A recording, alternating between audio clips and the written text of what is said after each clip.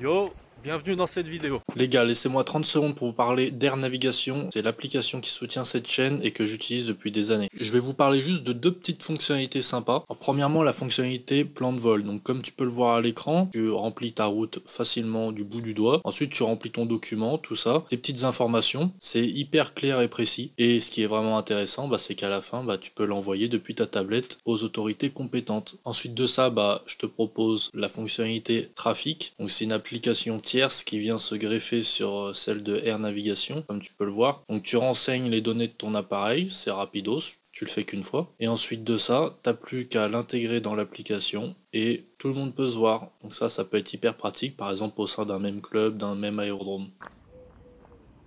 Yep.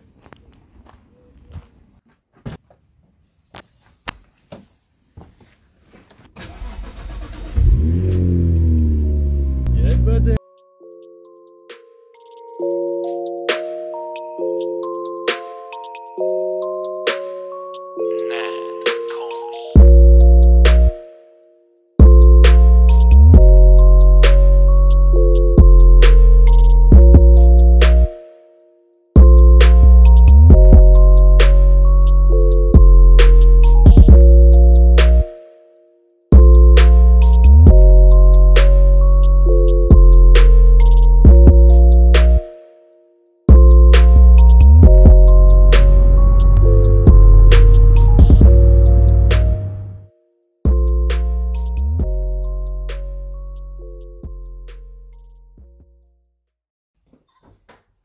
Salut les potos, j'espère que vous allez bien. Là ma petite mission du jour en fait ça va être de vendre le parachute de Kiki. Ça va être de vendre le parachute de Kiki, donc je suis en train de le vendre. Kiki est à vendre également sur le Bon Coin, voilà, pour ceux qui ne sont pas au courant. Si vous voulez vous faire un petit cadeau, allez-y.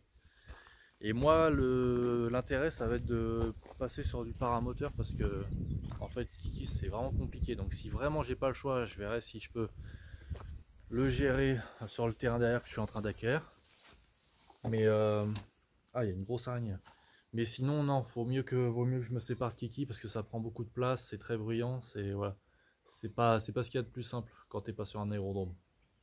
À moins que t'aies vraiment une belle petite piste avec un hangar, mais bon voilà. Donc pour le vendre, faut vendre soit en une seule partie, donc c'est avec le parachute au-dessus, soit en deux parties. Donc là je vends que le parachute, il part en révision. Je vais vous montrer ça. Donc voilà le bazar. Il y a même un chat qui s'est introduit. Voilà le bazar. Donc le parachute est là. J'ai juste deux petites vis à enlever pour le prendre. Et ensuite je vais vous montrer le colis que je fais pour l'envoyer. Et les recommandations du constructeur pour pouvoir l'envoyer. Donc là normalement j'ai juste mes deux petits outils à prendre. Hop. Donc vous avez vu le bordel, hein. Les trucs sont posés comme ça. C'est pas ce qu'il y a de mieux parce que les ailes ont tendance à bouger avec le vent. Donc qu'est-ce qu'il y avait? En fait là il y avait juste la poignée qui était mise avec un, comment ça s'appelle, une bague quoi, là et là. Le câble qui est tenu ici, j'avais mis du caoutchouc pour pas abîmer. Et donc il y a toujours la sécurité, goupille de sécurité enlevée avant le décollage. Donc tu as toujours la goupille, c'est une simple flamme, tu vois. Et tu en as une là et tu en as une autre sur le parachute. Pour en fait désamorcer la fusée, on va dire. Et au-dessus, il y a les sangles que je vous montrerai après.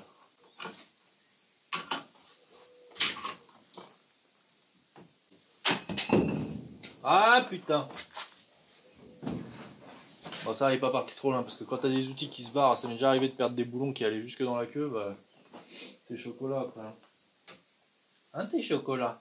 Et à celui qui achète l'appareil là, faudra bien vérifier, qui achète l'ULM, je veux dire, faudra bien vérifier qu'il n'y ait pas d'araignée dedans. Parce que là, vu qu'il est stocké dans ma grange, franchement, je garantis pas qu'il n'y ait pas une araignée de livrer avec. Ça, je dis ça pour vous. Hein. Si vous connaissez des gars potentiellement intéressés pour un ULM comme ça, 3 axes, il est super bien. Hein. N'hésitez pas à lui en parler. Là, je viens de lui enlever son petit collier Moi j'en avais mis comme ça avec protection caoutchouc. Bon, ça je vais le récupérer. Ou des choses qui doivent obligatoirement pas bouger. Tu vois, qu'il y ait un tout petit fil à la limite. Mais même ça, hein, faut toujours se méfier. Hein. Parfois des choses qui peuvent paraître complètement anodins. Tu sais, comme par exemple un fil comme ça de, tu vois, bah, de radio. C'est juste un fil de radio, c'est même pas un câble de frein ou je sais pas quoi. Le truc il se décroche, il passe dans le manche côté passager. Le passager lui il comprend rien, il est en train de regarder les vaches 500 pieds en dessous. Comment ça se passe? Le pilote il se retrouve avec le manche qui fait des trucs bizarres et tout. Et tu vois, pour regarder en plein vol derrière, tu vois, c'est galère. Donc même les choses qui peuvent paraître anodines. C'est qui anodine?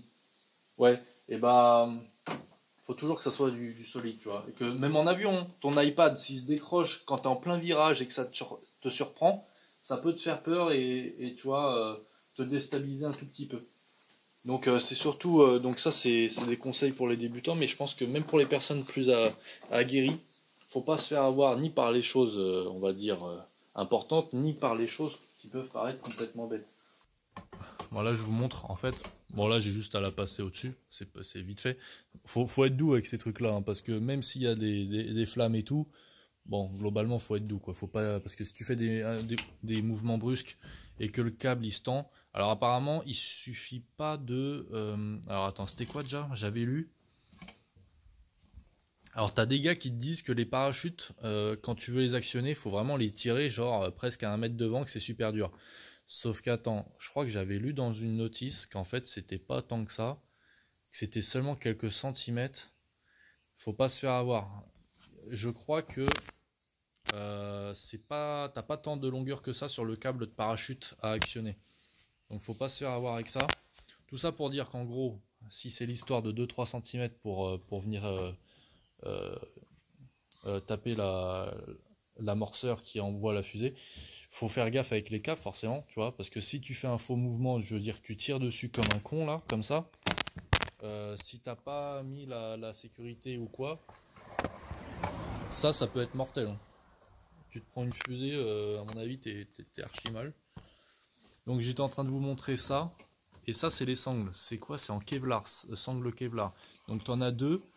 C'est à toi de te démerder pour qu'elle soit bien mise. En gros, tu la mets à la structure de l'appareil, tu vois. Tu vois, là, tu avais une poutre centrale au-dessus, je l'avais mis autour de ça. Normalement, il n'y a pas trop de risques. Et tu avais un autre truc, c'est que si elles sont trop longues, tu vois, tu peux faire ça. C'est-à-dire tu mets juste un petit peu de scotch, juste pour qu'elles puissent rester comme ça et pas se barrer dans les gouvernes. C'est dans les barres, machin. Mais en même temps pas trop solide. De toute façon, faudrait vraiment que ça soit solide pour pas que ça puisse se décrocher, mais pas trop solide pour que ça puisse bien se décrocher en cas de mise sous tension, tu vois. J'allais dire le parapluie, si le parachute il se déploie au-dessus, ça faut que ça puisse lâcher, tu vois. Mais évidemment, c'est pas juste avec un peu de scotch ou un peu de ficelle que ça serait resté. Mais disons que tu vas pas mettre, on va dire, une centaine de Colson là-dessus, ou tu vas pas mettre un collier métal ou tu vois, ou un câble pour serrer le truc, ça serait stupide. Donc ça, tout ça, bah, je l'ai fourni avec le parachute, je vais mettre ça dans le carton. Et voilà. Donc là, on a des belles manilles, des manilles de levage, hein, carrément. C'est-à-dire que là, tu te retrouves avec 400-500 kg sous une voile, tu as intérêt à ce que ça soit solide. Les sangles pourraient être apparentés à des sangles de levage, mais en fait, c'est des sangles Kevlar à fibre, dedans c'est de la fibre. Normalement, en levage, on utilise plutôt des sangles polyester. Après, voilà, le but c'est que ça soit léger, c'est vrai qu'elles sont légères, mais des sangles de levage auraient largement fait l'affaire. Hein. Tu mets des sangles de levage qui lèvent 1 ou 2 tonnes, si t'en as deux, franchement, il n'y a aucun risque, même avec l'énergie cinétique. Donc là, comme je vous ai dit, en fait, après, il repart chez le constructeur, chez le fabricant, pour une révision. Alors non, c'est pas chez le fabricant, c'est chez l'importateur peut-être. Je sais pas.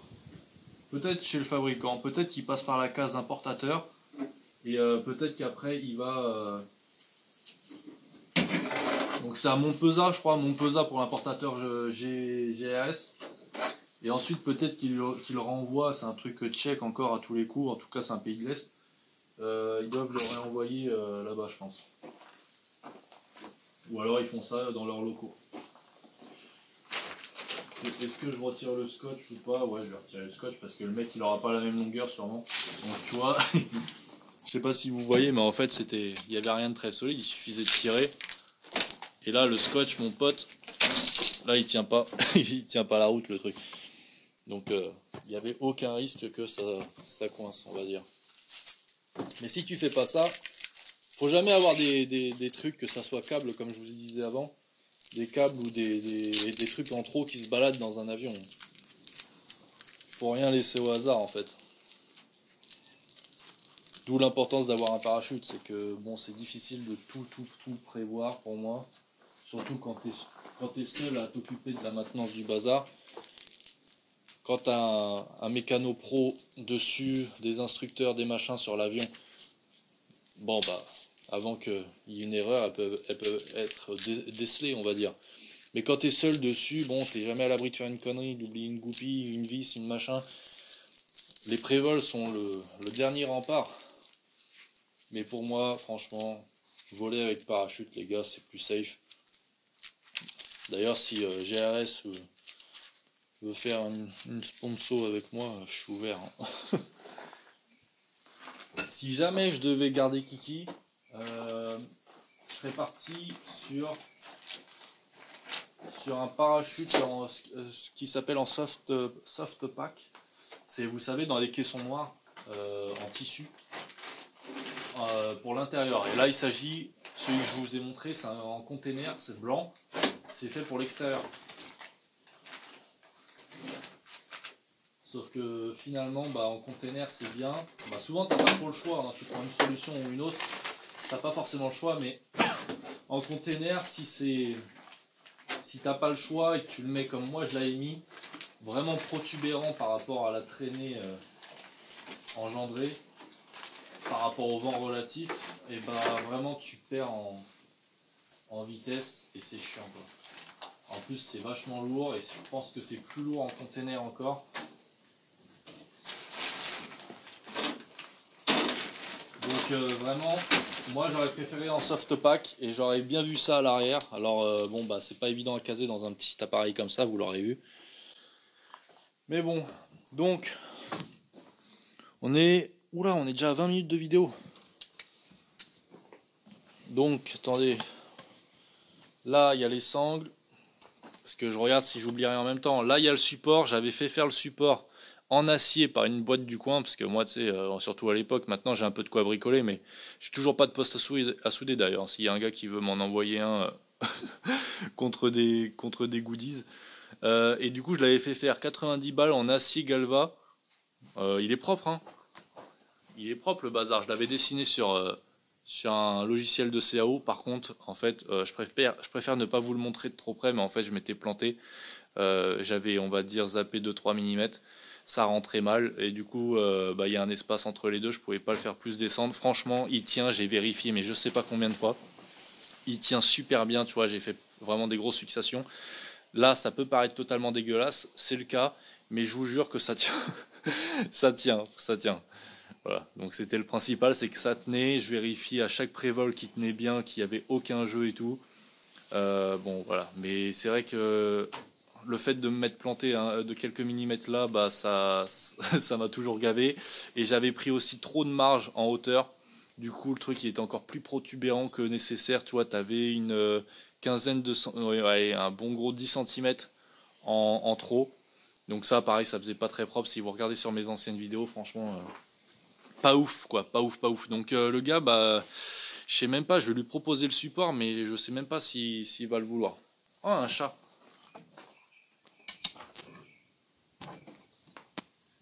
Où est le chat? Où est le chat? Eh, le chat? Bébé chat? Bon, allez, on passe à la suite. Je vais pas vous filmer quand je le porte parce que c'est un bordel. Aïe aïe aïe. Bon, il pèse un peu son petit poids le bazar quand même. Là on est bon sur un bon 15 kg je pense, 10-15 kg. Donc voilà, je vais ramener ça à la maison et je vais vous montrer s'il rentre ou pas dans le colis.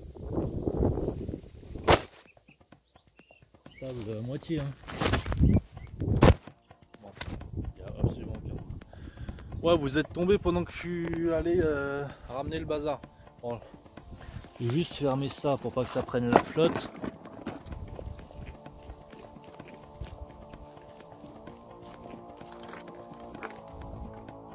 Et matez le bazar. Le tronc, comment il a été mais éclaté. Vous vous doutez de ce que c'est?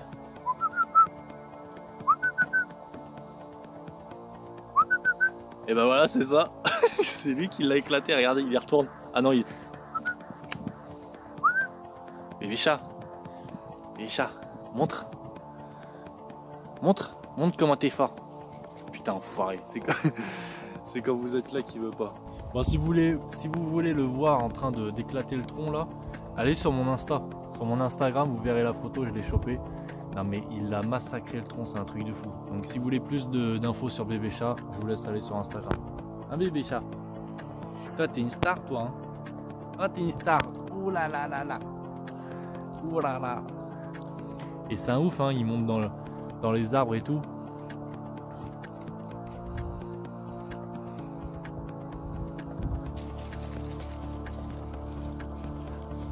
Regarde sa tête. Regarde sa tête. Montre-nous. Montre-nous comment t'es fort.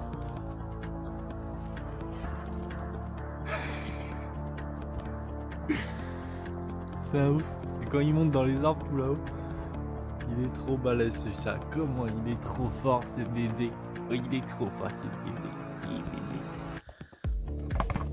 Alors, me revoilà assez vite les gars. Donc le parachute, l'objectif.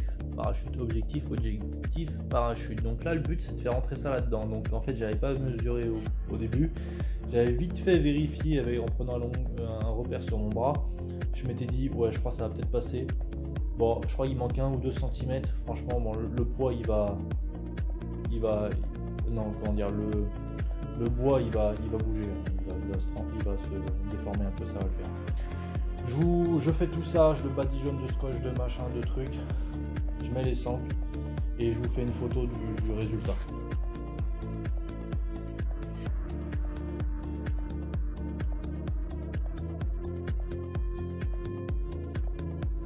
Bon là j'ai reclouté toute la palette là pour pas que la cagette pour pas qu'elle se barre.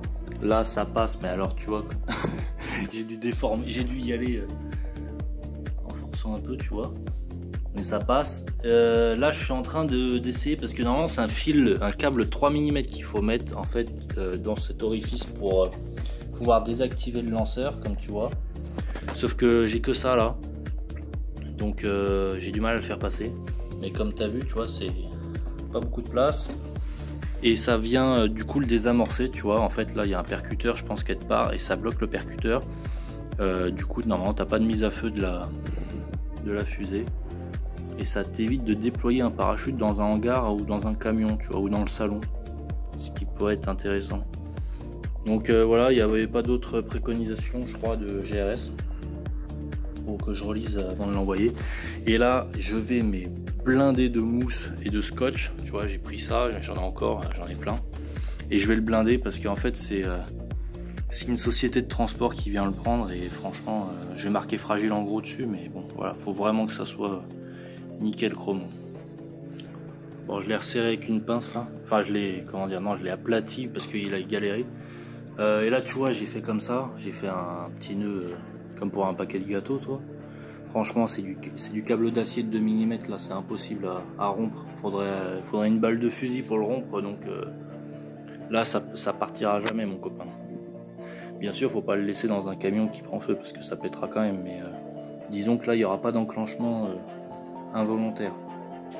Bon les gars, grosse frayeur, et c'est qu'à moi que ça arrive ça, j'en étais sûr. Je le sens trop quand il y a une couille qui arrive. Je retourne sur le truc du Bon Coin et là je vois quoi, le mec il me dit ouais il y a une autre offre qui vient juste de sortir dans le même prix mais le parachute qui est pas à réviser, qui est encore valide machin, et je vois l'offre. Truc 1300 euros, 1300 euros, il a que 2 ans. Comment tu peux vendre un truc d'occasion 1300 euros neuf, un truc comme ça? Franchement, dites-moi, j'en sais rien. Je crois que ça vaut dans les 2000 balles, voire plus. Donc le mec, il achète un parachute. Alors peut-être ouais, il avait récupéré la TVA, c'est peut-être pour ça aussi. Mais c'était un pro. Il revend ça 1300 alors qu'il a que 2 ans le bazar. Donc c'est vraiment pas cher. On a convenu d'un nouveau prix avec l'acheteur, donc je l'ai baissé. Et je paye une petite partie aussi de la commission Le Bon Coin, parce qu'en fait je savais pas, mais le Bon Coin il se gaffe bien. Hein. Ils se gaffent vraiment bien. Ils prennent combien? Dans les 5%, un truc comme ça? Je sais pas, mais enfin bref. Donc je suis descendu à 1075 euros au lieu de 1200, donc j'y perds encore, mais franchement là j'ai juste envie qu'il se barre le truc. Le transporteur passe demain vers midi. Donc là normalement il est en train de conclure via le Bon Coin, il est en train de valider la nouvelle offre et on n'en parle plus.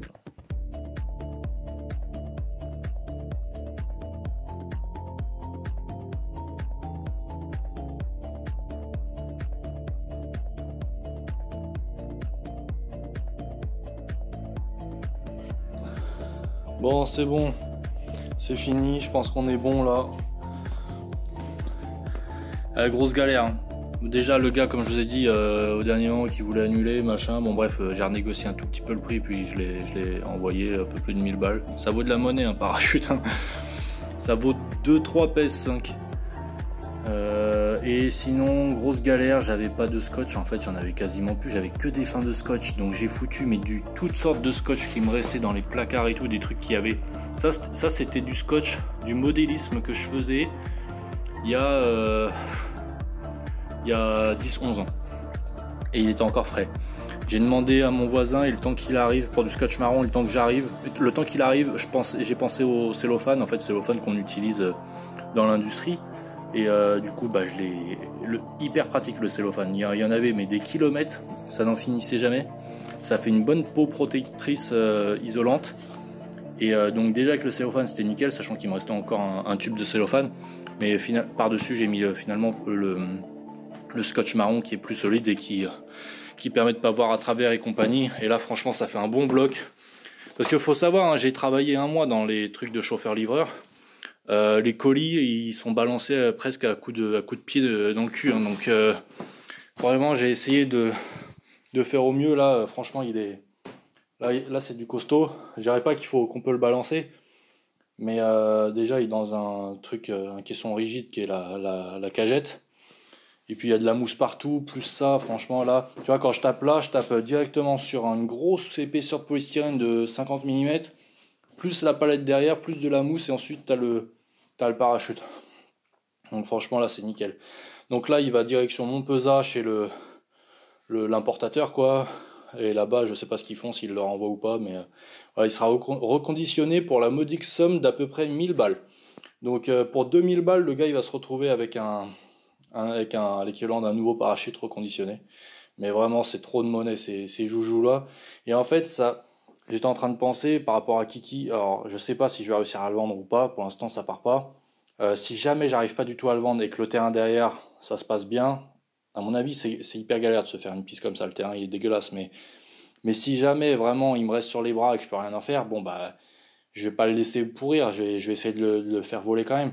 Mais moi bah je volerai sans parachute, et de toute façon j'aime bien voler bas, je vole à 500 pieds et tout, et à 500 pieds t'as presque pas besoin de parachute, tu vois. Donc en fait que j'ai vendu ou pas ce parachute là, ça va pas forcément redéfinir complètement derrière l'utilisation de Kiki. Est-ce que t'as compris ce que je voulais dire? Voilà. Bon, je te laisse dire ce que t'en penses de cette magnifique boîte marron dans les commentaires, si t'aurais fait autrement ou pas. Et voilà quoi, on se retrouve pour une prochaine vidéo les petits gars. Non mais les copains, matez ça, regardez, à 2 mètres de ma cuisine. Enfin 4 mètres, et il y avait la femelle qui vient de partir, elle était juste en bas de ma fenêtre. Ça c'est le mâle. Ça d'habiter à la campagne, et ils sont constamment ici, je les entends constamment. C'est un couple de faisans qui sont là mais depuis des mois. C'est incroyable, hein.